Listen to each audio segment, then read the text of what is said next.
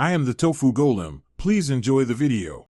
You'll start by signing into GitHub from Visual Studio. This links your local identity to the remote. Open Visual Studio, go to File Account Settings, and choose GitHub and sign in using a browser or paste your PAT when prompted. Once signed in, make sure Git Tools show under Team Explorer or Git Changes. You're not just authenticating, you're establishing credentials and permissions so Visual Studio can create, push, and manage repos on your behalf. Now choose whether to clone an existing repository or create a new one directly from Visual Studio. If cloning, paste the GitHub repo URL and pick a local folder. Visual Studio will fetch branches and set origin automatically. If creating, provide a project folder, select GitHub as the remote, choose public or private, and initialize the repo.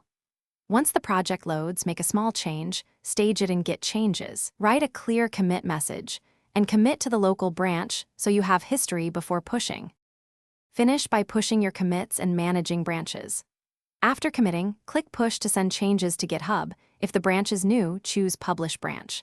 For feature work, create a dedicated branch, switch to it, and publish when you're ready to open a pull request. If push fails, don't panic.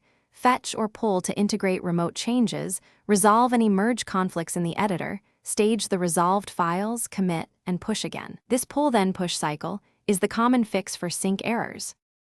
Thanks for watching. Consider subscribing if we helped you today.